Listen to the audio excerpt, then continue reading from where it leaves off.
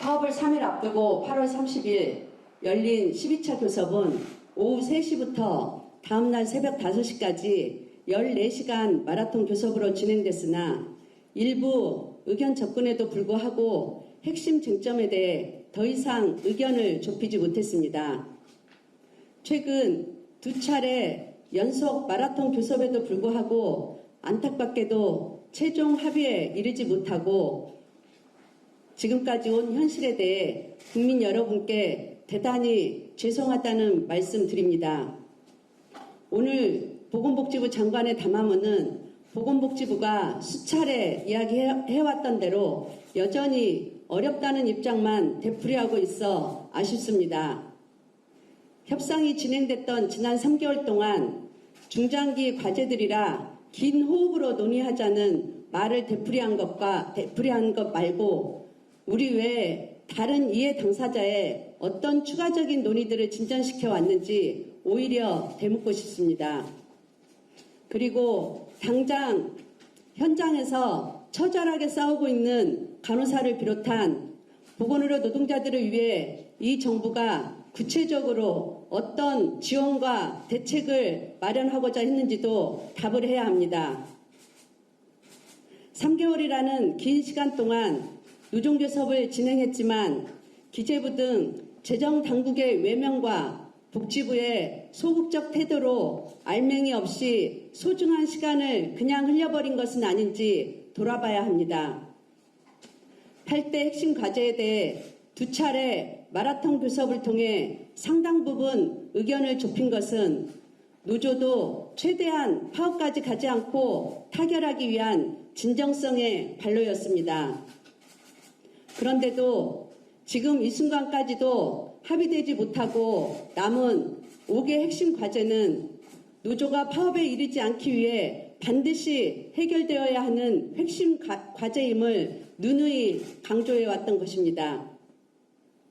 첫째, 코로나 전담병원의 가장 절실한 요구입니다. 코로나19 대응 의료인력 기준을 마련해야 합니다.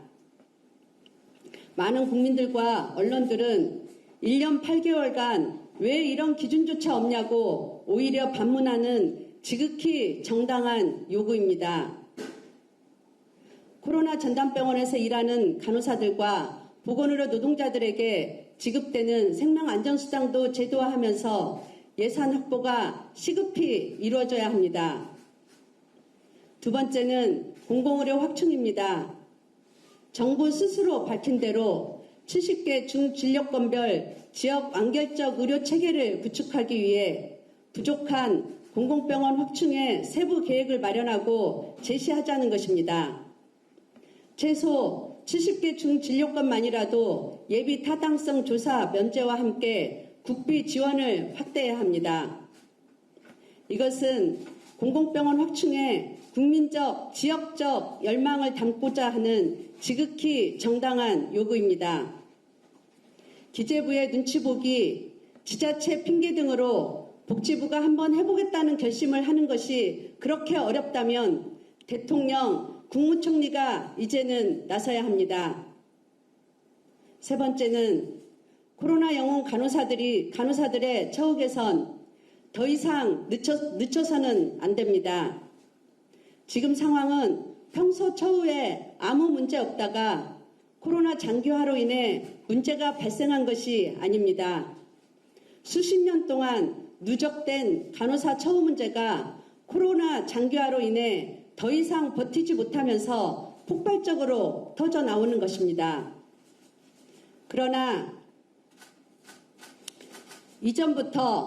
코로나 이전부터도 열악한 근무 환경으로 악명 높은 간호사들의 노동 조건을 개선하고 간호 서비스의 질을 향상하기 위해 이제는 미국 1:5, 일본 1:7처럼 간호사 대비 환자 비율을 법제화하여 환자 보는 비율을 대폭 낮추고 최악의 병원 반근무 교대제를 규칙적이고 예측 가능한 교대제로 개선해야 합니다.